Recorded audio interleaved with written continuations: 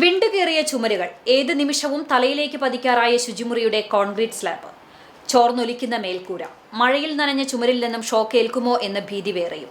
ഇതിനിടയിലിരുന്ന് ഒന്നുമറിയാതെ ചിരിച്ചുല്ലസിക്കുന്ന 12 കുഞ്ഞുങ്ങളും, എന്ത് ചെയ്യണമെന്നറിയാതെ നെഞ്ചിടിപ്പോടെ കാവലിരിക്കുന്ന അങ്കണവാടി ജീവനക്കാരും.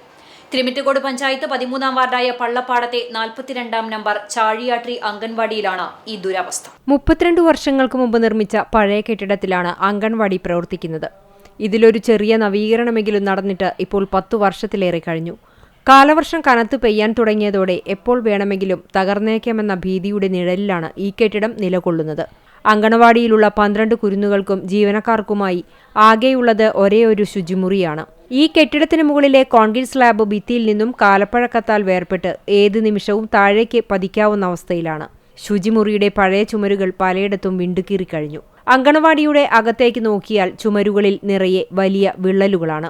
ഈ വിള്ളലുകൾക്കിടയിൽ ഇഴജന്തുക്കൾ ഒളിച്ചിരിപ്പുണ്ടോ എന്ന ഭീതി വേറെയും. ഷീറ്റുമേഞ്ഞ മേൽക്കൂരയിലൂടെ മഴവെള്ളം മുഴുവൻ അകത്തേക്ക് ഒഴുകിയിറങ്ങുകയാണ്. കഴിഞ്ഞ ദിവസം മേൽക്കൂരയിൽ ഉറപ്പിച്ച ഫാനിലൂടെ വെള്ളം ഒലിച്ചിറങ്ങി തറ മുഴുവൻ വെള്ളത്തിലാവുകയും മഴവെള്ളം നനഞ്ഞ് ഫാൻ ഷോർട്ടായി കത്തിപ്പോവുകയും ചെയ്തു. നിലവിൽ ചോർച്ച കാരണം ഭിത്തികൾ മുഴുവൻ നനഞ്ഞുകുതിർന്ന നിലയിലാണ്. അടുക്കളയിലെ സ്വിച്ച് ബോർഡിൽ വരെ വെള്ളം പടർന്നിരിക്കുന്നു. ചെറിയൊരു ശ്രദ്ധക്കുറവുണ്ടായാൽ കുഞ്ഞുങ്ങൾക്ക് ഷോക്ക് ഏൽക്കാവുന്ന വൻ ദുരന്ത സാധ്യതയാണുള്ളത്. കാറ്റൊന്ന് ശക്തമായാൽ തുരുമ്പെടുത്ത മേൽക്കൂര ഷീറ്റുകൾ എപ്പോൾ വേണമെങ്കിലും പറന്നുപോകാം. ഇതിനെല്ലാം പുറമെ 32 വർഷം കഴിഞ്ഞിട്ടും അങ്കണവാടിയിലേക്ക് കുടിവെള്ളം എത്തിക്കാൻ ബന്ധപ്പെട്ടവർക്ക് കഴിഞ്ഞിട്ടില്ല.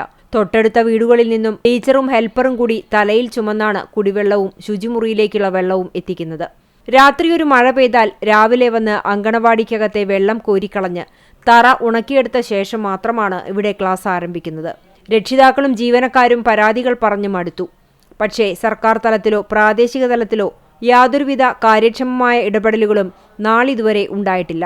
ഈ മഴക്കാലത്ത് ഏത് നിമിഷവും ഒരു വൻ ദുരന്തം ഇവിടെ സംഭവിക്കാം. ആരുടെയെങ്കിലും ജീവൻ പൊലിഞ്ഞതിനു ശേഷമാണോ അധികൃതരുടെ കണ്ണുകൾ തുറക്കുക എന്നാണ് നാട്ടുകാരുടെ ചോദ്യം. കുരുന്നുകൾക്ക് സുരക്ഷിതമായി പഠിക്കാനുള്ള സാഹചര്യമൊരുക്കാൻ അധികൃതർ ഉടൻ തയ്യാറാകണമെന്ന ആവശ്യം ശക്തമാവുകയാണ്. പൈപ്പിട്ട് പോയിട്ട് 20 കൊല്ലത്തിൻ്റെ അടുത്തായിട്ടുണ്ടാവും. ഇതുവരെ കണക്ഷൻ വന്നിട്ടില്ല. വെള്ളത്തിന് യാതൊരു സൗകര്യമില്ല. എൻ്റെ വീട്ടിൽ നിന്ന് തറവാട്ടിൽ നിന്നാണ് വെള്ളം കൊണ്ടുവരുന്നത്. വീട്ടിൽ പഞ്ചായത്തിൻ്റെ വാട്ടർ അതോറിറ്റി കണക്ഷൻ അതിൽ വെള്ളം വരാറില്ല. എപ്പോഴേലൊക്കെ വരുന്നു. ഞങ്ങളുള്ള വെള്ളം വീട്ടിൽ നിന്നാണ് കൊണ്ടുപോകുന്നത്. മറ്റേ തറവാട്ടിൽ നിന്ന് കൊണ്ടുപോകുന്നത്. വേറെ ഒരു വെള്ളത്തിൻ്റെ സൗകര്യം ഇതുവരെ ആയിട്ടില്ല. നമ്മളൊരു വലിയ വർഷക്കാലമാണ് വരുന്നത്. ഏത് സമയത്തും കാറ്റ് വീശാലും ചീറ്റ് പറന്നു പോകാനുള്ള കണ്ടീഷനാണ് ഇപ്പോൾ നിൽക്കുന്നത്. ആ ചീറ്റ് അത് അഥവാ പറന്നു പോയിട്ടുണ്ടെങ്കിൽ വലിയ ദയനീയാവസ്ഥയാണ്. ആ ചീറ്റൊക്കെ പറന്നു പോയാൽ ചുമരും എല്ലാം കൂടി കുട്ടികളുടെയും ടീച്ചർമാരുടെയും ഇവരുടെക്ക് അത് വീഴും. അത് വലിയൊരു ദയനീയാവസ്ഥയാണ്. എത്രയെങ്കിലും പെട്ടെന്ന് അതിന് അധികാരികളുടെ മുന്നിലേക്ക് എത്തുക, അവർ പരിഹാരം കാണുക എന്നുള്ളതാണ് നമ്മുടെ ആവശ്യം. അതിൻ്റെ മേലിൽ നിന്ന് ചോർന്നിട്ട് ടീച്ചർ ഇരിക്കുന്നതിൻ്റെ അവിടേക്ക് വെള്ളം ഫാനിൻ്റെ മുകളിൽ നിന്ന് വീണിട്ട് അവിടെയൊക്കെ താഴെയൊക്കെ നിറയെ വെള്ളമുണ്ട്. പിന്നെ ഞങ്ങളൊക്കെ വന്നാലും ശരിക്കും അവിടെ ഇരിക്കാൻ പറ്റില്ല. ടീച്ചർ ഇരിക്കുന്ന സ്ഥലത്ത് ടീച്ചർക്ക് ഇരിക്കാൻ പറ്റില്ല. ടീച്ചർ അവിടുന്ന് കസേര മേശയ്ക്ക് മാറ്റിയിട്ടിട്ട് അവിടെ ഇരിക്കണം. അല്ലാതെ നല്ല ചോർച്ച ഉണ്ടെന്നാണ് പറഞ്ഞത്. മഴ പെയ്ത വെള്ളം ഉള്ളിൽ വരുന്ന അവസ്ഥയാണ്.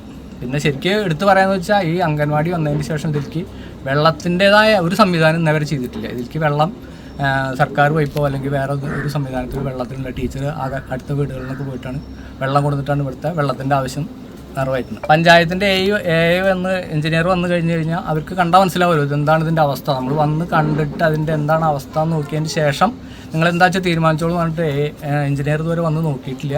പഞ്ചായത്ത് പ്രസിഡന്റ് വൈസ് പ്രസിഡന്റ് വന്നിട്ടുണ്ടായിരുന്നു. അവർക്ക് പറയാൻ പറ്റിയത് എന്താ വെച്ചാൽ അവർ ചെയ്യാൻ പറ്റുക ഞങ്ങൾക്ക് അടിയന്തരമായിട്ട് 5000 രൂപയുടെ സഹായം ഞങ്ങൾക്ക് ചെയ്യാൻ കഴിയും, അതിൽ മേലെ ചെയ്യാൻ കഴിയില്ല എന്നാണ് പറഞ്ഞത്. വളരെ മോശപ്പെട്ട അവസ്ഥയിലാണ് ചെറിയ കുട്ടികൾ വന്ന് പിന്നെ നിൽക്കുന്ന ഈ അംഗൻവാടിയിൽ.